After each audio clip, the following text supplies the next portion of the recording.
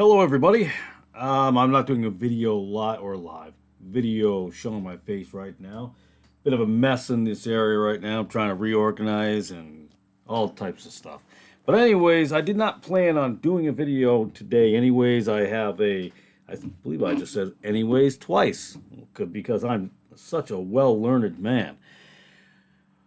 But I had a podcast I was going to be doing tonight, which I probably still will. But something has been on my mind, and some things have been coming to my attention that I have tried to leave alone and I have left behind. I try to move forward and not deal with nonsense or ignorant people. And I don't mean the people that are bringing this to my attention. I mean the ignorant people who have sinned and think they've got things going on. There are a lot of men today, or they call themselves men. I mean, they were born a male, but their attitude is not really a man, it is a child.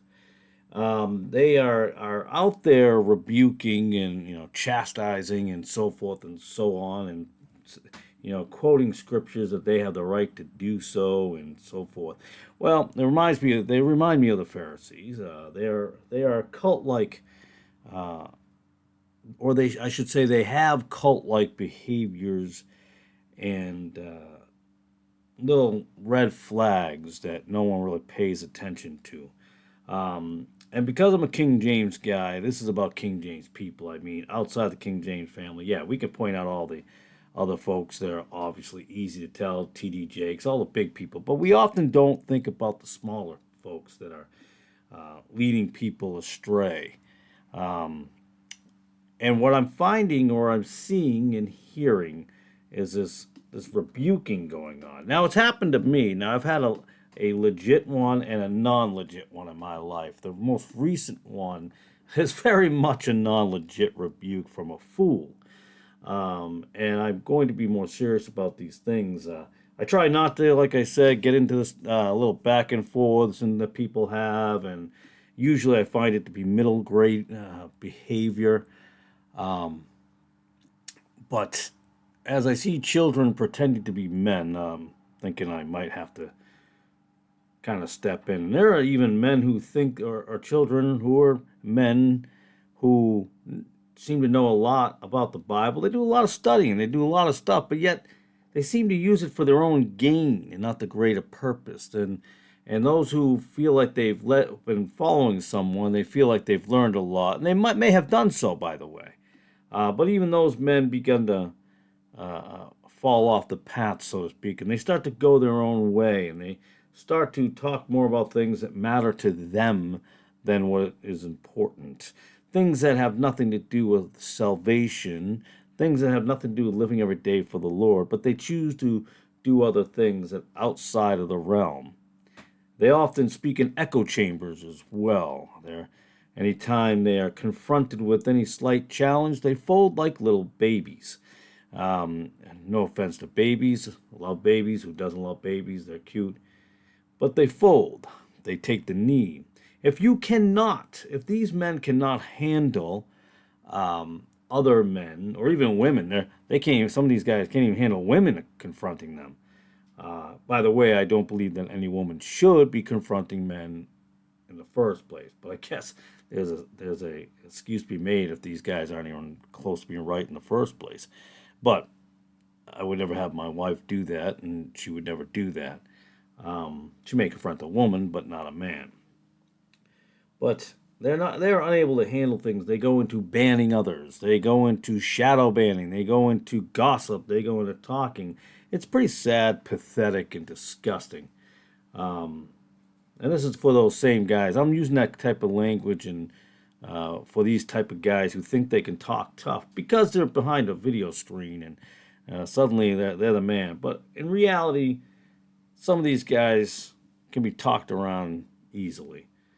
That's not what I'm trying to do. I'm not trying to pick a fight. But again, I've left this type of stuff alone for a couple of years that I watched and heard.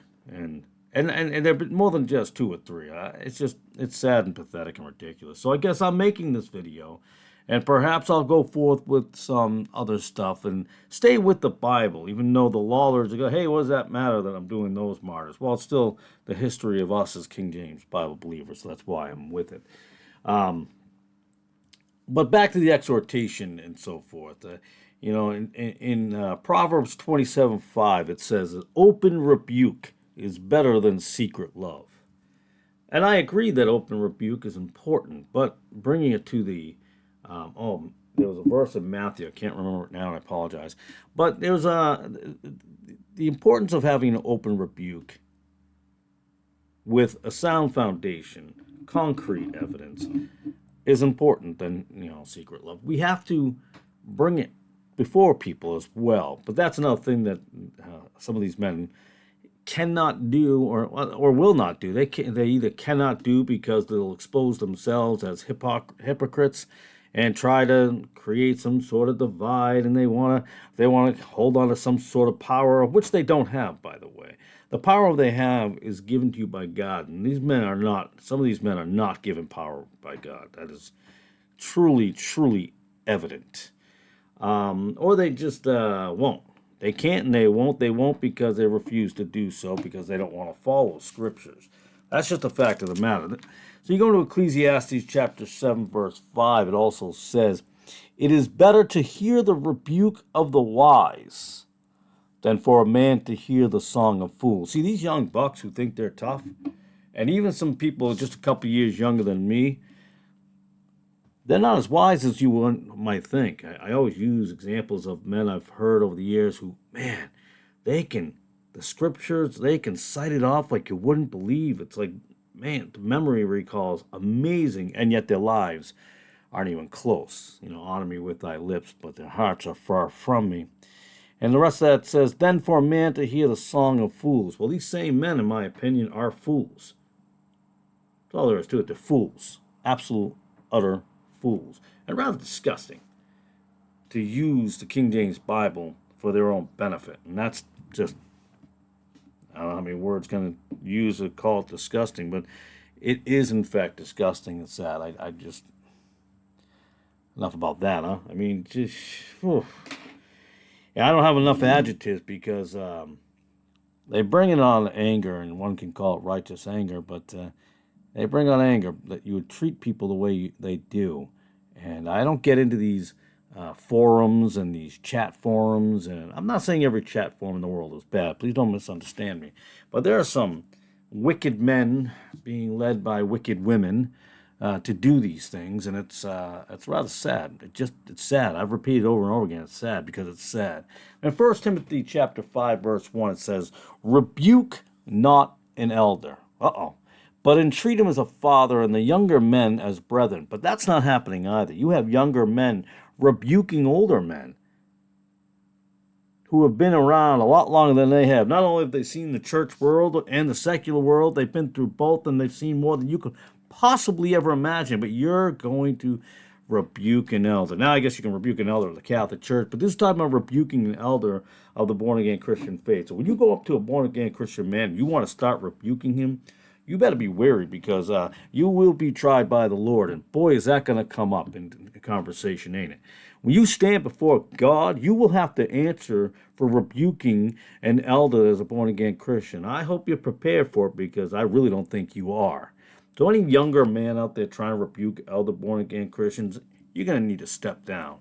And you're going to need to step back because you're false. You're about you, what you want, and you want to look good. And that's not cool. No way, no how. In 2 Timothy chapter 4, verse 2, it says, preach the word. I agree. Be instant in season. Absolutely. Out of season. Absolutely. Reprove. You betcha. Rebuke. Absolutely again. Exhort with all long-suffering doctrine. Totally agree. But here's what we got a problem with. There are men rebuking people without exhortation. They do not exhort because they can't, because they don't know how. And men like that who are rebuking and they don't want to bring it to the others and have a forum and discuss the issues at hand, they are sinners, they are of sin, and they are maybe even controlled by Satan. They are either false or they have strayed, but either way, they are in deep sin. So when you decide you want to go rebuking people, because it's so much fun to do, it's like the common thing to do, you know? I get to rebuke someone. I rebuke you. No, I rebuke you. You sad, pathetic person. You are either an absolute sinner, a liar, a false convert, or you are someone who has strayed so far off the path. But there's good news. You can repent. You can apologize to people that you've hurt over the years with your false teachings. I, for one, will accept anyone back into the fold, so to speak, lack of a better term. There's no fold. I don't have a bunch of people following me or anything like that, nor do I want to. I think once you get too big, you better settle down. You got too big. There are people who live off of donations. I do not. Yes, do I have a donation button on my webpage? I do. In fact, tonight, I was supposed to do it last night, but I did not. Tonight, I got to order up some John and Romans Gospel booklets from the Baptist bookstore there in Pensacola, Florida. So yeah, get that order tonight. Using those funds, by the way. Yeah, and any other funds. But they don't go to me. They don't get to go buy me some more research paper or anything like that. So I don't live off of any of these donations. None of them help me survive at all. And nor will I ask anyone to do so because, well, that's not in the scriptures. You're not a missionary. And when I say missionary, I don't mean like the Baptist style of missionary. I'm talking about Paul going out there. People help them out there. And they claim, see, look at that. And claim it as their own, as they can all qualify for that. Men living off of people's donations, men who are living off of government funds. I know you know, I don't have to mention who that is. And this is a small clique that's out there. And these are people that I've known that have come to me, more than a few. It's pretty sad. I want nothing to do with it, but at the same time, I feel like God is pulling me to say something and do something about it. I don't normally like to, like I said before, get into childish, immature, grade school behavior activity, but here I am, unfortunately. And wish I wasn't here to do this, but if it's God's will, then here I am to talk about it. So if you have had people, please, reach out to me, because you may have been falsely rebuked by a false teacher. That's just the way it is. No, I'm not saying reach out to me because I want followers. You don't have to subscribe to my channel. You just reach out to me. I don't need people to hit the like button or not a notification, like buttons or anything like that. You don't ever have to like my videos. You don't ever have to subscribe to any of my videos. I don't care if you do or don't. And that may sound like a negative, but if the Lord wants you to hit the button, you'll hit the button. If you feel that the Lord doesn't want you to hit the button, then don't hit the button. It's okay. I put this out there, and it falls where it falls. That's all there is to it. There are even men out there who I have heard say, I'm a teacher. I'm not here. I laugh because I still remember it. I'm not here to try and reach the lost. I'm like, are you kidding me right now? It is every one of our jobs to bring the gospel to the lost. Not teach in the echo chamber. Not to be among little friends. It's like Fox and CNN. So CNN stays with the CNN people. Fox stays with the Fox people. That's exactly who you are. Any person who's born again Christian, if you are going to stay in that little cubbyhole, in that little safety spot, you've got a lot to answer for. Not to me, of course. I think I'm closing in on 15 minutes. I didn't want to make this too long because I do want to get to that podcast this evening. But I may have to talk about these things more in the future. Just, you see so many people getting messed up by some wicked people who are just in it for themselves. And maybe they started out with the best of intentions. I won't rule that out. I do think sometimes people do start out with the best of intentions and then just go off the rails. And they try to fit some sort of persona. Or they follow other men or talk about other men but then follow them. Talk about them behind their backs and then follow them in public. Well, I'm going to close it out. As always, I thank you for... I just dropped a deck screw as I was playing with a deck screw in my hand, so if you heard a little noise, I just dropped a screw. I thank you again for tuning into this video. I appreciate it. I'm always thankful and I'm always grateful that you take your time. Hey, 15 minutes is a lot sometimes when you're taking care of the homestead, you're raising kids, you got a wife, you got a husband, you got parents to take care of, or whatever it may be. I guess that's more my situation, but whatever it may be, you got things to do. Not that God's less important, but I appreciate your time. In fact, 15 minutes in the Bible is a heck of a lot more important than listening to 15 minutes of me, I guess. With that, God bless and have a beautiful day.